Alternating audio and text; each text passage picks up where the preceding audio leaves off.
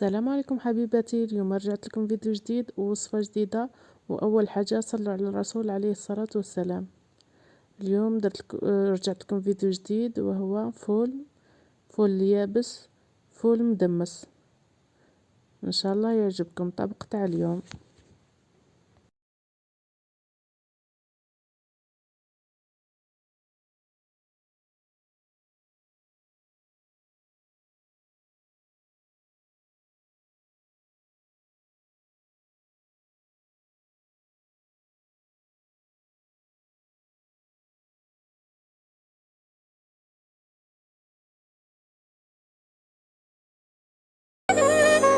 صلوا صلوا صلوا على رسول الله.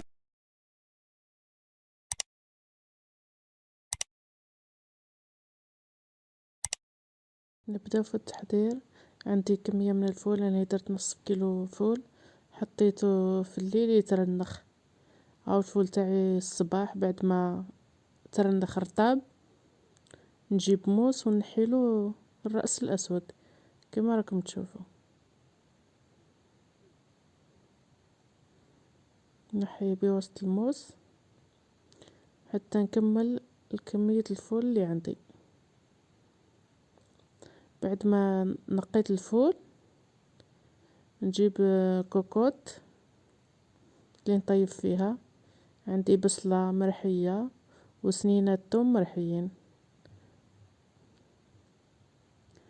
نحط البصلة تاعي في الكوكوت هي وسنينة التوم كما راكم تشوفوا.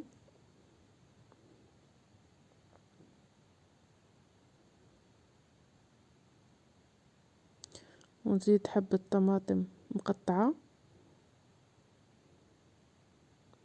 ونزيد توابل وهي فلفل عكري وكمون وقزبر وملح.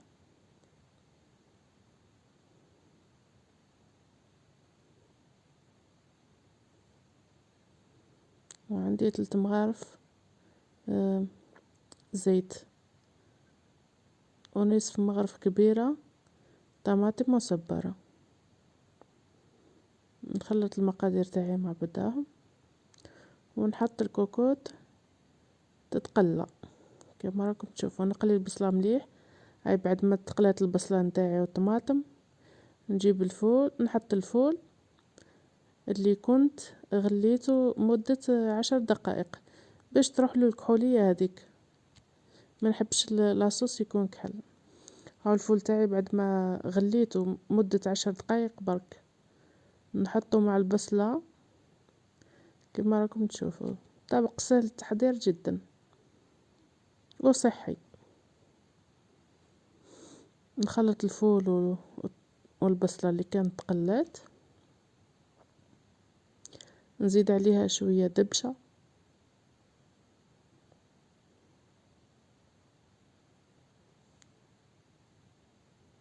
نحرك مليح ونمرقها بما سخون.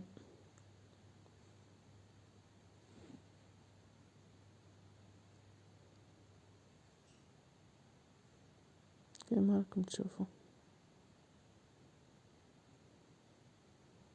نمرقها مليح على بالنا الفول يدي شوية وقت الطياب. ونفرمي الكوكوت نتاعي ونخليها تطيب حتى تعقد لاصوص.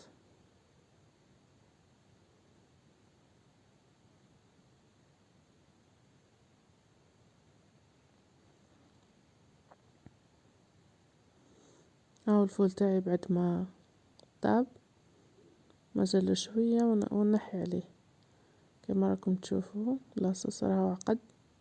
وحطيت كما تشوفوا حطيت قرن فلفل حار يابس. هاو الفول تاعي بعد ما طاب حطيته في صحن. الأكلة هذه لازمها مطلوع، كسرة المطلوع، نحط لها شوية دبشة ونحط لها زيت الزيتون. لازم الأكلة هذه بزيت الزيتون تتكل.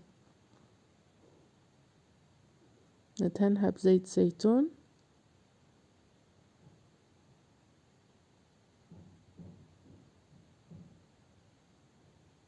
شوفوا معايا كيف طاب الفول، طاب ما شاء الله. طاب كما نقولوا زبدة. نوريكم حبة كيف طاب. طاب ما شاء الله.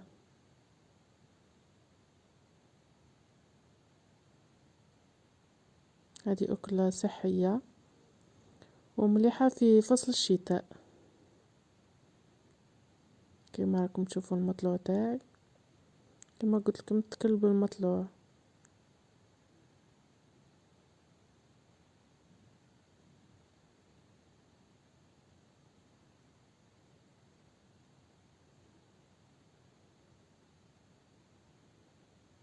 ما شاء الله جات بنينة، نتمنى تجربوها. هذا كان فيديو اليوم، ان شاء الله يكون عجبكم وتجربوه، ولا تنسوني بالاشتراك والاعجاب، ومع السلامة.